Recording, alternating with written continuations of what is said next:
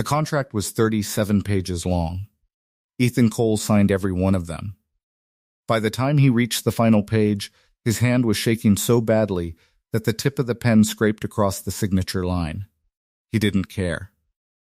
3 floors above him, inside Mercy General Hospital, his 7-year-old son was fighting for his life. And across the polished mahogany table sat a woman in an expensive gray suit who had just offered Ethan the one thing he could no longer afford to give his son: a chance. Noah's surgery would be paid for. Every test, every specialist, every medication, every dollar. There was only one condition. Ethan had to marry a woman he'd met once. A woman who barely looked at him.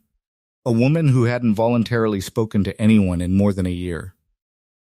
Ethan pressed the pen to the final line. For a moment, he thought about everything he'd been taught about dignity, pride, and the kind of man he wanted to be. Then he thought about Noah. And he signed. He told himself he wasn't selling his life.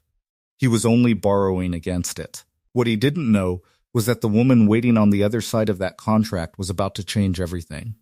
If this story already has you hooked, hit the like button and tell me in the comments what city you're watching from. Now, let's begin. The letter from Mercy General arrived on a Tuesday. Tuesdays were already bad days because that was when Ethan's rent was due, and he was 11 days behind. He was standing at the kitchen counter eating cold rice directly from the pot when the mail slot rattled. For a few seconds, he considered leaving everything on the floor. Most of the envelopes that came through that slot wanted something from him: rent, utilities, credit cards, medical bills. Money he didn't have.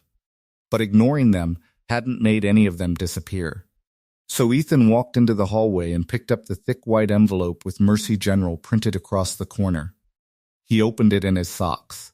The first number he saw made him read the page twice.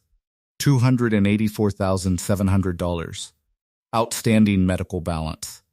Payment arrangements required to maintain Noah's treatment schedule.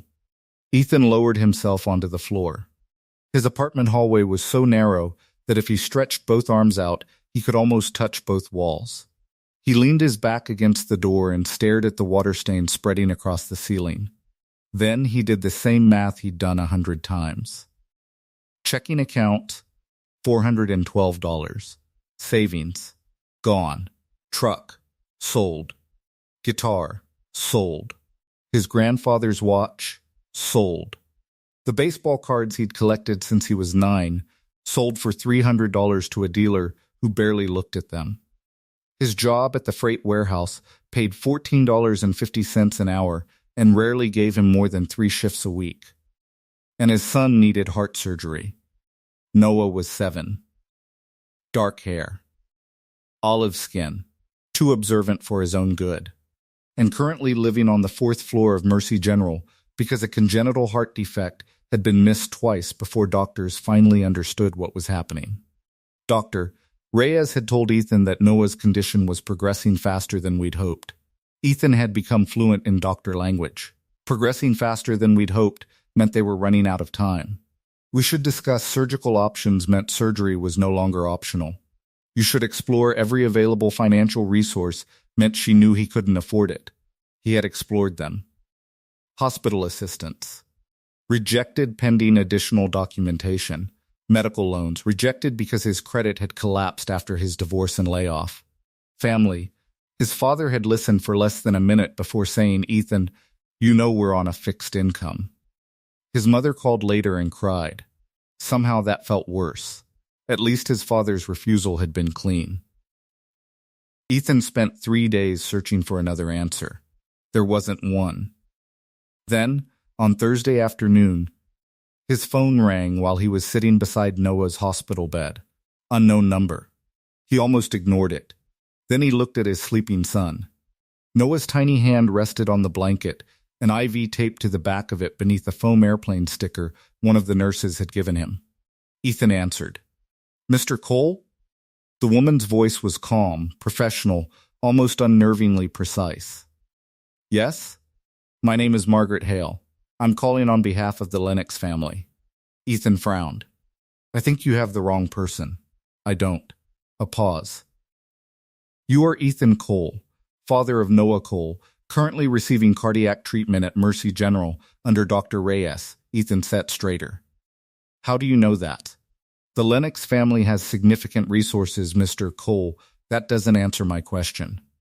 No, it doesn't. He didn't like her immediately. What do you want? To arrange a meeting. About what? A proposal that could resolve your financial problem entirely. Ethan's eyes returned to Noah. What kind of proposal? The kind I strongly recommend you hear before dismissing. That evening, Ethan took a bus to Harwick. The neighborhood changed block by block. Check-cashing stores became cafes. Cafes became boutiques. Boutiques disappeared behind stone walls, iron gates, and properties so large they seemed detached from the city around them. The Lennox estate occupied nearly an entire block. Stone, glass, 4 stories. Black iron fencing. Perfectly trimmed grounds. It didn't look like a place where people simply lived. It looked like a place designed to remind visitors that the people inside belonged to a different category of life. Ethan pressed the intercom button. The gate opened before he said anything. Margaret Hale met him inside. Silver hair. Gray blazer. Expressionless face. She led him through a foyer that smelled of polished wood and fresh flowers into a formal sitting room. 2 chairs faced one another. A third sat slightly to the side. Margaret gestured toward one of them. I'll be direct. Please do. The Lennox family needs a husband for their daughter. Ethan stared at her. He genuinely thought he'd misunderstood. A what? A husband. You called me here to ask me to marry somebody? Yes, he almost laughed. Margaret didn't. The arrangement would last 2 years. You would reside at the estate, accompany Sophia when necessary, fulfill certain social obligations, and provide consistent companionship. Why does she need a stranger for that? Sophia was involved in a serious accident 14 months ago. Margaret paused. She has been recovering. Recovering from what? Spinal injuries, among other things. She currently uses a wheelchair. And you want me to marry her? Correct. Why me? For the first time, Margaret's expression changed. Barely, because you have something meaningful at stake. Ethan felt the answer land before she explained it. Your arrangement is more likely to remain stable if walking away carries a significant cost. My son. Yes. The word was cold enough to make something tighten inside Ethan. Margaret continued. If you sign the agreement, Noah's surgery and all associated medical treatment will be covered in full. Pre-operative care, surgery, recovery, follow-up treatment for the duration of the contract. Ethan stopped hearing everything else. Every dollar? Every dollar. The hospital bill flashed through his mind, $284,700. Then the foam airplane sticker. Then Noah asking him whether they'd be home by Christmas. Ethan looked at Margaret. I want to meet her. That isn't necessary. It is to me. Mr. Cole, I'm not signing a contract to marry someone I've never even seen. Margaret studied him, then stood.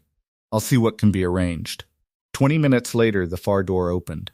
An older nurse entered first. Then came the wheelchair. And Sophia Lennox. Ethan had expected fragility.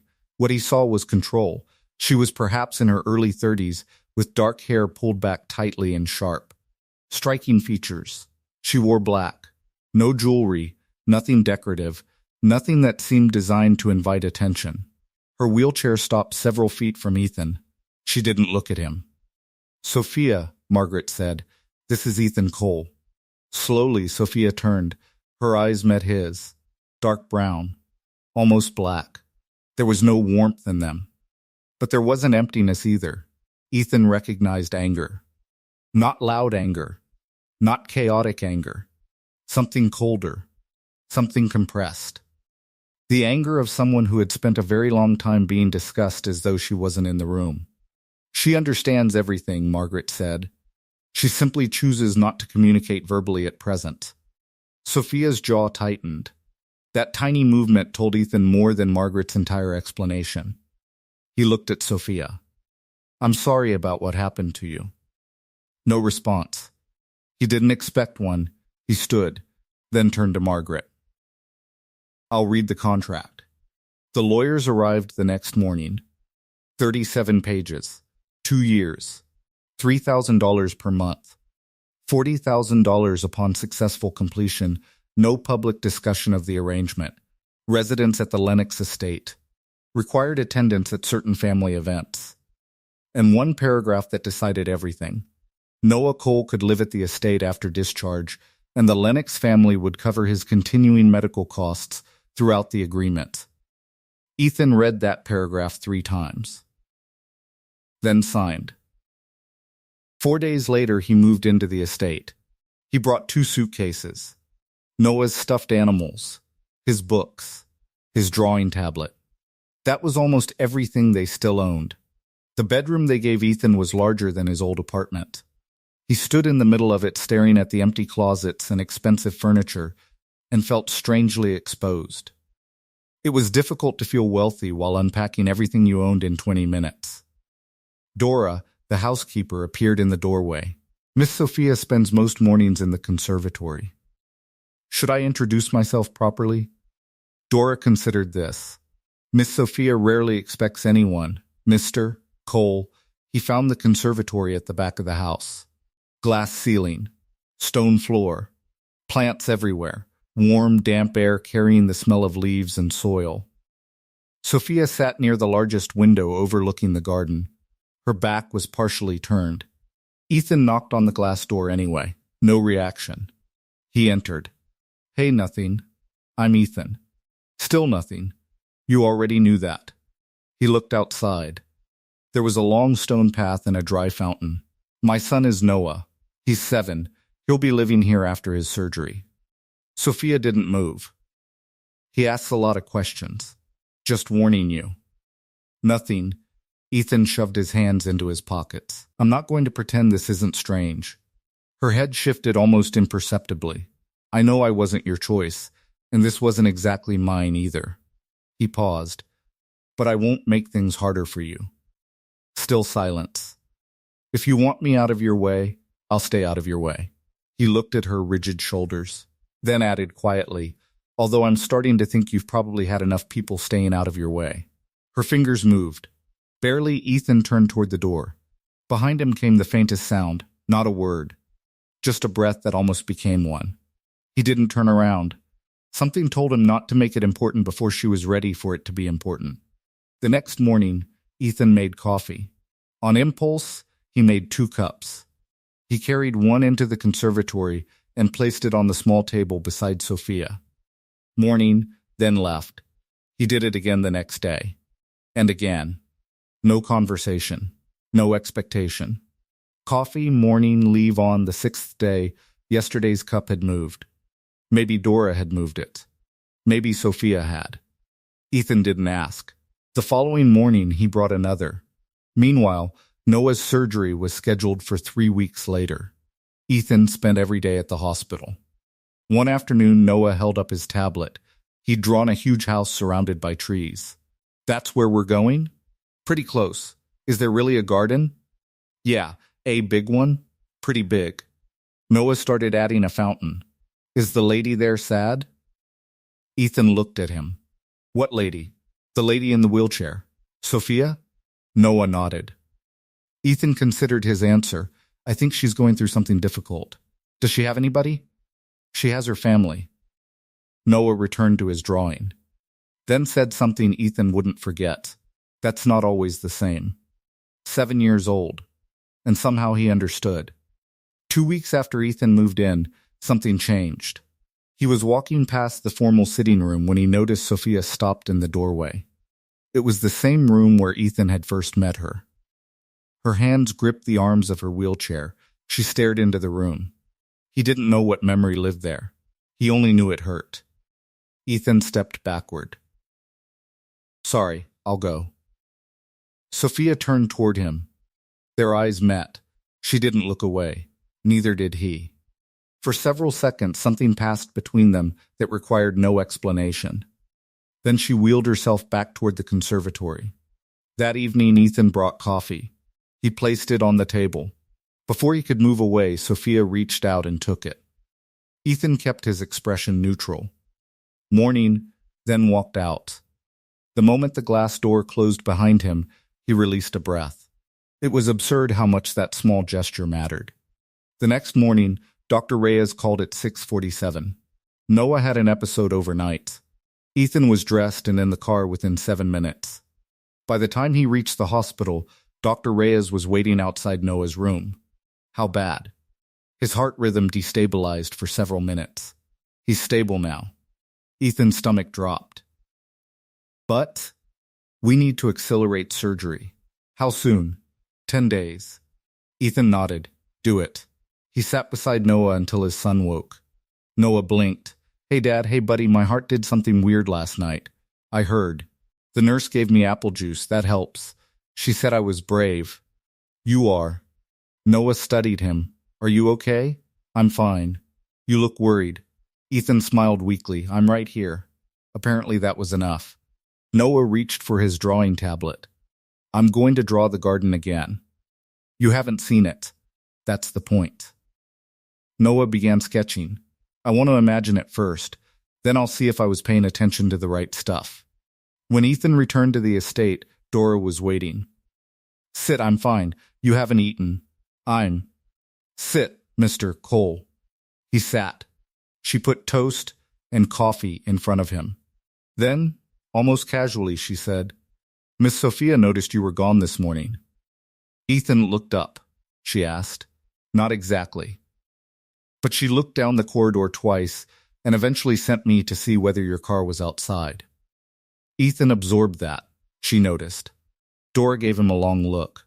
Miss Sophia notices considerably more than people assume. Ethan went directly to the conservatory. Sophia faced the garden. Noah's surgery got moved up. Her fingers shifted. 10 days. Nothing. He had an episode last night. He swallowed. He's okay. But they don't want to wait. Sophia's hands tightened slightly in her lap. He keeps drawing your garden, Ethan said. A tiny movement in her face. He hasn't seen it yet, so he's inventing it. He's got the fountain running, though. Something almost like amusement touched the corner of her mouth. Ethan noticed. He pretended not to. I'll bring your coffee tomorrow. He turned away, then heard a voice behind him. 10 days. Ethan froze. Sophia was still facing the glass. Her voice had been low, rough from disuse, but unmistakable. He turned slowly. Yeah, a beat. 10 days. She said nothing else. He didn't celebrate, didn't ask another question, didn't tell her how enormous those 2 words felt. The next morning, he brought coffee exactly as before. Morning, he placed it down. Sophia picked it up. 4 days later, she spoke again. Why do you keep bringing me coffee? Ethan nearly smiled. I make coffee anyway. You could make 1 cup. I could. Or pour the extra away. I could do that too. She studied him. You're not going to explain it? There's not much to explain. Sophia started moving past him. The coffee is too strong. Ethan watched her continue down the corridor. I'll fix it tomorrow. She didn't tell him not to. So he fixed it. 3 days before Noah's operation, Sophia was already facing the conservatory door when Ethan arrived. That was new. He set down her coffee. She took it. How is your son? Surgery in 3 days. How old is he? 7. Sophia looked into the cup. 7 is old enough to know something is wrong. Not old enough to understand why. He's handling it better than I am. Children adapt. Her expression changed. Adults decide how they feel about something and then get stuck there. Ethan looked at her. Is that what happened to you? Silence returned. For a second, Ethan thought he'd pushed too far. Then Sophia said, something like that. The night before surgery, Ethan couldn't sleep. At 2 a.m, he wandered downstairs. As he passed the conservatory, he saw Sophia inside. Her hands were buried gently among the leaves of one of the large plants. No audience. No rigid posture. No carefully constructed expression.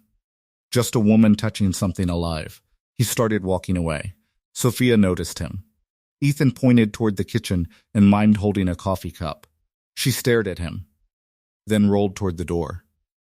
4 minutes later, they were sitting at the kitchen table. Neither spoke at first.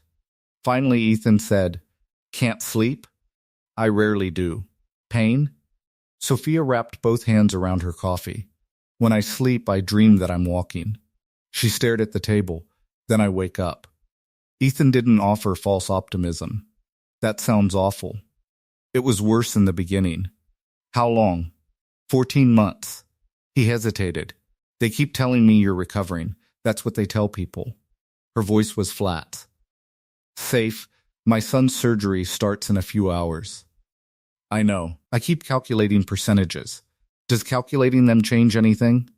"No, then stop." A surprised laugh escaped Ethan. Sophia looked at him. "He'll be all right. You don't know that." "No." A pause. "I'm saying it anyway." She held his gaze. "Sometimes you don't need odds. You just need someone to say it." Ethan looked at her for a long moment. "Thank you." They stayed in that kitchen until the coffee went cold. Noah's surgery lasted 9 hours and 40 minutes. For most of it, Ethan sat staring at a mark on the waiting room floor. He refused to Google survival rates. He refused to calculate probabilities. His phone buzzed periodically. His mother. Dora Margaret, then a message from a contact he'd recently saved simply as S. "Any update?" 20 minutes later, "He'll be all right." Ethan typed, "Still in surgery, going longer than expected." Then waited. Finally, Dr. Ellison emerged. Ethan was standing before the surgeon reached him. He did well. Ethan stopped breathing. Better than expected, actually. There was a complication during the repair. But we handled it. He's in recovery. Ethan placed one hand against the wall. "Thank you." Then he pulled out his phone. "He's out. He did well." Sophia replied almost immediately. "Good." One word. It meant more than it should have. Noah spent 4 days in intensive care. On the second day, he asked, "Did you tell her?" "Tell who?"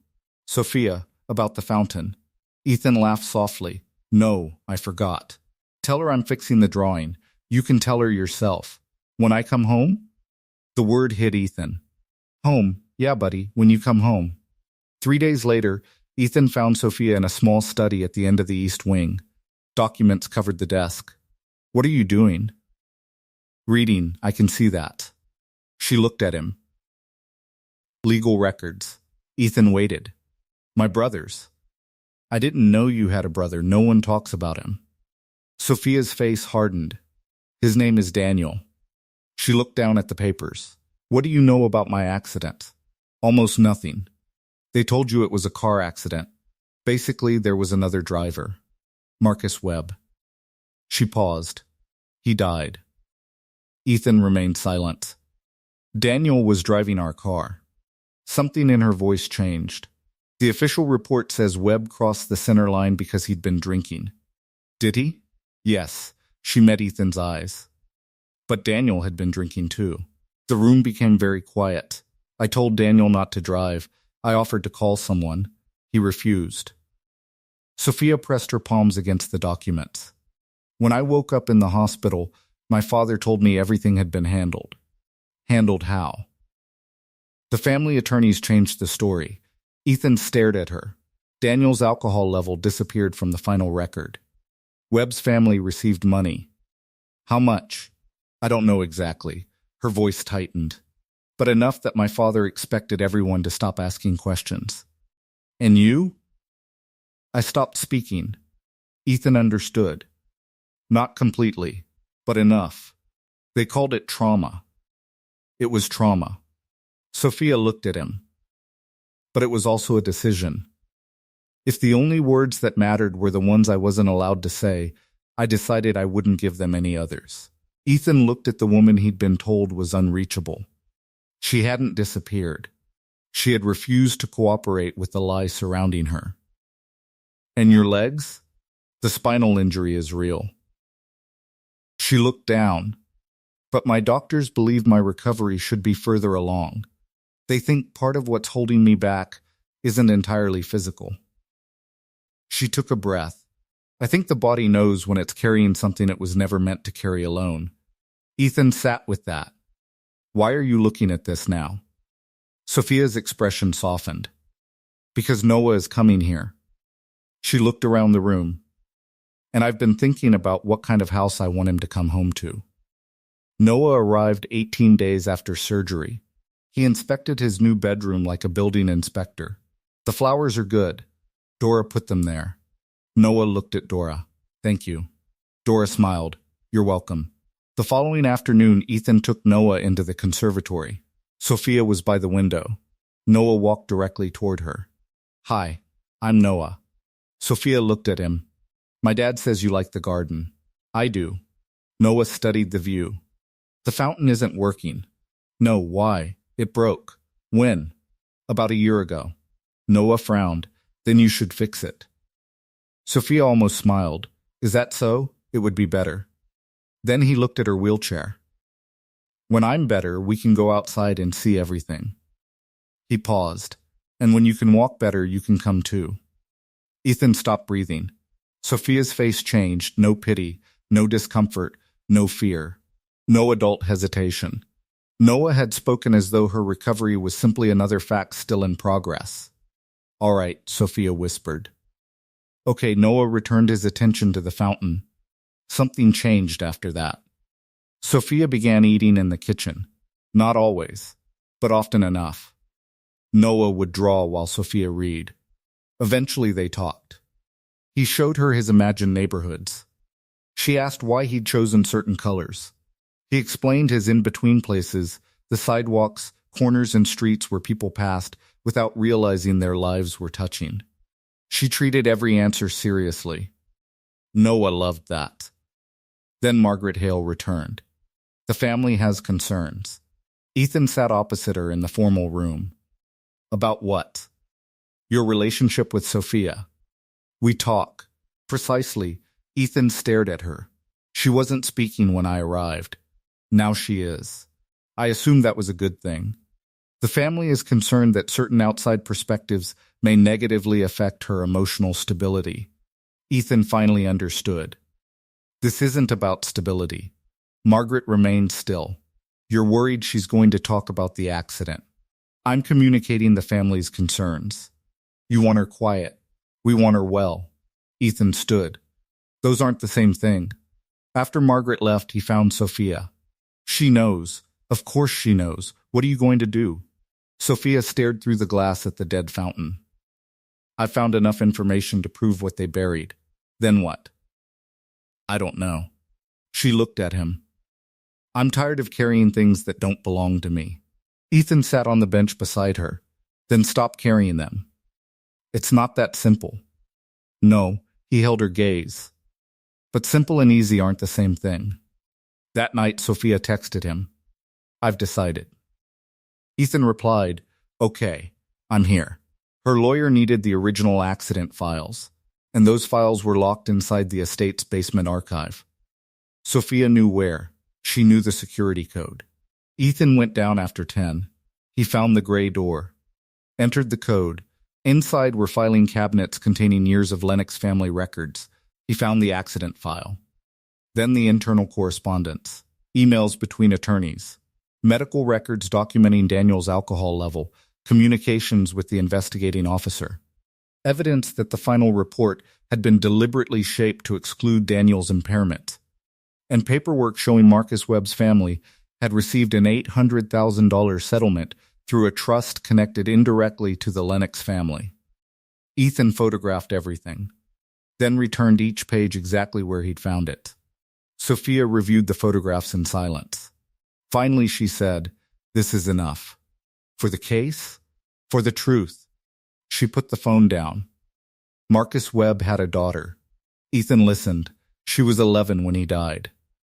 Sophia's eyes hardened. She deserves to know what really happened to her father. Your family will fight you. I know. You could lose a lot. Sophia looked at him. Everything has already cost me something. Her voice was calm now. I'm tired of paying for things I didn't buy. Her lawyer filed the motion on Monday. Richard Lennox arrived on Wednesday. Sophia's father was 64 and carried himself like a man who had spent his entire life entering rooms where people immediately made space for him. Silver hair, perfect suit, measured voice. He walked into the formal sitting room and looked first at Ethan. Mr. Cole. Mr. Lennox. Richard sat. Where is my daughter? Coming. I understand Sophia has become unusually active. She's living. I understand you've encouraged certain behavior. Ethan's jaw tightened. She started talking. I didn't realize that qualified as dangerous behavior. Richard's eyes cooled. Then Sophia entered. She positioned her wheelchair in the room without moving beside either man. Her own space, her own side.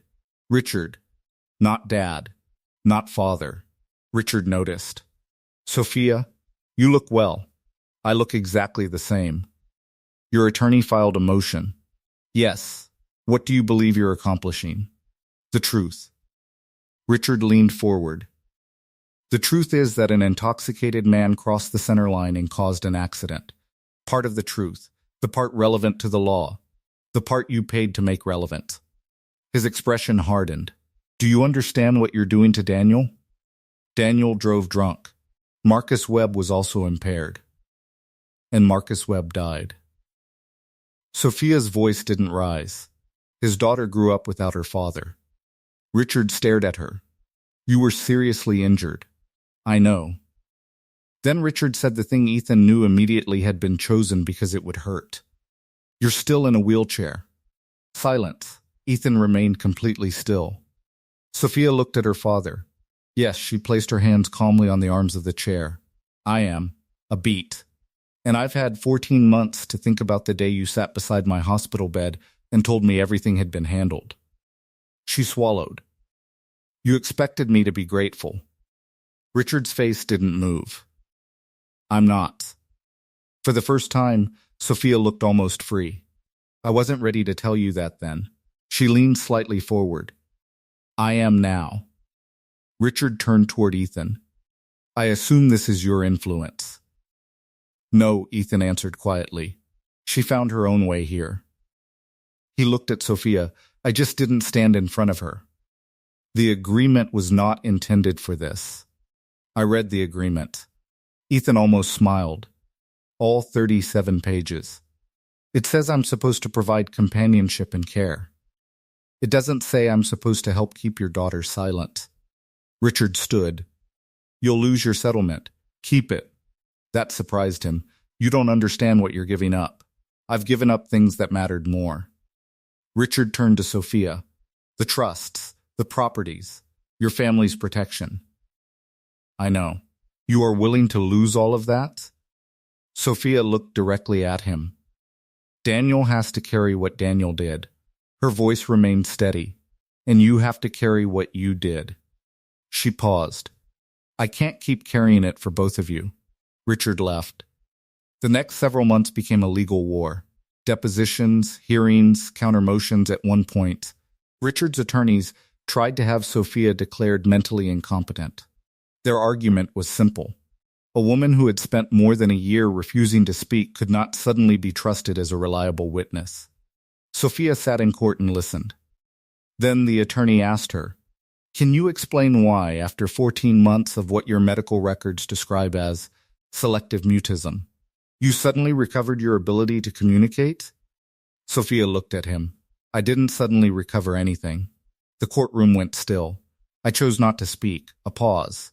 And then I chose to stop being silent about something specific. She leaned back slightly. Those are not the same thing. The competency challenge failed. Then something happened no one expected. Daniel agreed to testify. He walked into court and admitted everything. He'd been drinking. Sophia had warned him not to drive. He ignored her. Marcus Webb crossed the center line, but Daniel's reaction time and judgment were impaired. Then his father and the family lawyers took control. Records were manipulated. Money changed hands. Silence became the family strategy. Daniel spoke without looking at Richard. Sophia watched him.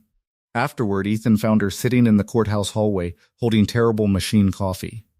How do you feel? She stared into the cup. Like something that has been wound too tightly, just loosened a little. That's something. Not everything. No. She looked toward the courtroom. He cried. I saw. Daniel doesn't cry. Ethan remained beside her. I'm not ready to forgive him. You don't have to. People will expect me to. Let them. She looked sideways at him. You say difficult things like they're obvious. They're not obvious. He shrugged. I just spent a few years learning I couldn't afford to waste energy pretending everything was fine when it wasn't. That made her quiet. By February, a settlement had been reached. Marcus Webb's family received a formal acknowledgement of what really happened. His daughter received the truth about her father's death. Sophia wrote the family herself. Not through attorneys. Not through a publicist. 3 nights at a desk. Pages rewritten again and again. When she finally sent the letter, she told Ethan only one line from it. I told them Marcus deserved to be remembered as someone whose death mattered enough for people to tell the truth. Ethan nodded. That's enough. No, it isn't. No, he looked at her. But it's more than they had yesterday. The legal consequences continued. Investigations reopened. Lawyers faced professional reviews. The original police investigation came under scrutiny, and Richard Lennox finally realized he could not force the entire world back into silence. While all of that was happening, Sophia's body began changing too. Her doctors had long believed there was more neurological potential than her recovery showed. Now, she returned to physical therapy seriously. One evening she entered the kitchen and said, I stood today. Ethan stopped. What? 40 seconds. She looked almost annoyed by the significance of her own sentence. With support. Ethan controlled every impulse to turn it into a celebration. 40 seconds longer than before. Exactly it hurt? Very much. Going back? Yes. Noah wasn't told. Sophia didn't want him watching her every day for signs. But he found out anyway. One afternoon he appeared in the doorway of the physical therapy room while Sophia was upright between parallel bars. He stopped. Sophia looked at him. Noah stared at her legs. Your legs work a little. A little. Does it hurt? Yes. Are you going to keep doing it?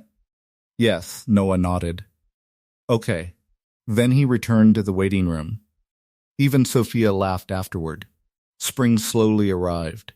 And in April, the estate's old fountain was finally repaired. Dora found them in the kitchen. The fountain is running. Noah nearly ran outside. Ethan reminded him not to. They followed more slowly. Water rose from the center of the stone basin and fell back against stone that had been dry for more than a year. Noah inspected it critically. I made the water higher in my drawing. Sophia looked at him. Are you disappointed? No, he considered the real fountain. This is better because this is what it actually looks like. Sophia watched the water. Ethan watched Sophia. She had spent months looking at this garden through glass. Now she was sitting inside it, feeling the wind, hearing the water, participating in the world rather than observing it. Then she smiled. A real smile. Crooked, unpracticed, beautiful because it wasn't trying to be. Ethan looked away before she caught him staring. By then, the contract had only weeks remaining. One night, Ethan and Sophia sat in the kitchen after Noah went upstairs. When the contract ends, Ethan started, then stopped. Sophia waited. He tried again. I don't want Noah and me to leave just because some document says the 2 years are over. Her eyes stayed on him. I'm apparently terrible at asking this. I know. Thanks, continue, he smiled. Do you want us to stay? Sophia was silent. Then she said, Noah asked me something last week. What? He asked whether people can become family, even if they begin as strangers. Ethan's throat tightened. What did you tell him? That where people start matters less than what they choose to become afterward. She held his gaze. Yes, Ethan. A beat. I want you both to stay. He nodded. Okay, Sophia reached across the corner of the table and rested her hand over his. Nothing dramatic, No declaration, just skin against skin. A kitchen, two tired adults, and a decision neither contract nor lawyer had made for them. The day before the agreement officially expired, Sophia went to meet her father. 3 hours later, she came home. Ethan waited at the kitchen table. She positioned her wheelchair across from him. He agreed. To what? The estate. She exhaled. It will remain under my control. She had surrendered other properties and certain investment assets in exchange for independence from the family office. It cost me something. Was it worth it? Sophia looked around the kitchen, then toward the conservatory, then toward the staircase where Noah's room was. Yes, she smiled faintly. There are things here worth more. Over the next several weeks, physical therapy became harder and more productive. One Tuesday, Sophia took 3 steps between parallel bars. 3, not 40 seconds standing. Steps. When she told Ethan, he stared at her. 3? 3, that's 3 more than 0. He smiled. That's exactly what I was going to say. No, it wasn't. No, he laughed. It wasn't. Then came Noah's 8th birthday. Dora baked the cake. Noah demanded a chess tournament because Sophia had spent months teaching him. Sophia defeated him. Badly twice, he demanded another game. She defeated him again. Less badly. Ethan watched them from the other end of the kitchen table. And suddenly, he remembered a different room. A narrow apartment hallway. A medical bill lying on the floor. A checking account with $400. A water stain on the ceiling. A father who couldn't save his child. If someone had appeared beside him that day and shown him this kitchen, Ethan wouldn't have believed it. Not because everything was perfect. It wasn't. Noah still needed follow-up appointments. Sophia still used her wheelchair. The Lennox family was still complicated. The legal consequences weren't finished. Life hadn't transformed into some clean version where suffering disappeared because people learned the correct lesson. It had simply become real again. That evening, after Noah went upstairs, Ethan found Sophia in the conservatory. The glass caught the last gold light of the day. The fountain ran outside. Sophia's wheelchair wasn't facing directly toward the window anymore. It hadn't for months. Now she positioned herself partly toward the garden and partly toward the room, as though she no longer had to choose between the world outside and the people behind her. Ethan sat on the bench beside her. Thank you for today. It was his birthday. You let him think he almost beat you. He did almost beat me. Did he? No, Ethan laughed. Sophia smiled. Then the silence changed. Ethan looked at her. I signed that contract because Noah was dying. She listened. I was desperate. I know. I would have married anybody. I know that too. He nodded. That's where this began. Outside, water fell into the fountain. But that's not why I'm here anymore. Sophia became very still. Ethan continued. And I don't want us to keep pretending we haven't both noticed. You are unusually bad at romantic conversations. I'm discovering that. I noticed months ago. He smiled, then became serious. I love you. Sophia looked at him for a long time. No fear, no retreat, no carefully constructed wall, just Sophia. I love you too. Her expression shifted. I didn't intend to. That's flattering. I'm also not completely comfortable with it. Even better. But I've had enough time to consider the evidence. Ethan laughed. And? The evidence is unfortunately convincing. He leaned toward her. She reached for him at the same moment. It was awkward for half a second because they'd spent so long being careful around one another that neither knew how to stop. Then Ethan placed his hands gently against her face. Sophia put one hand against his chest. And they kissed. Not like strangers fulfilling a contract. Not like two damaged people magically repaired by love. Like two people who had watched each other survive. Who had seen the worst rooms. The hospital waiting rooms. The courtrooms. The midnight kitchens. The silent conservatory. And still wanted the next room together. When they pulled apart, Sophia looked at him. The contract expired yesterday. I know. We're both still here. We are. Outside, the garden was quiet. The fountain continued running. And that was when Ethan finally understood something. People imagine surviving a difficult season as though there's supposed to be a finish line. One moment where everything becomes clear. Before, after, pain, healing, lost, found, but life rarely works that way. Noah would still need doctors. Sophia would still have days when therapy produced nothing except pain and exhaustion. She might walk independently someday. She might not. Daniel still had consequences to face. Richard Lennox would probably never become the father Sophia had needed. Marcus Webb's family could receive truth and compensation, but neither could bring him home. Nothing had become perfect. Instead, life had simply become possible. And sometimes possible is more powerful than perfect. The house that once felt like a museum became noisy. Noah left pencils on tables. Coffee cups appeared in the conservatory. Dora started baking again. Chess pieces stayed unfinished on the kitchen table overnight. The garden doors opened more often. The fountain ran. Sophia laughed occasionally. And whenever she did, Ethan still had the strange urge to stop whatever he was doing just to make sure he'd actually heard it. Months earlier, he had entered that house carrying 2 suitcases and believing he had signed away 2 years of his life.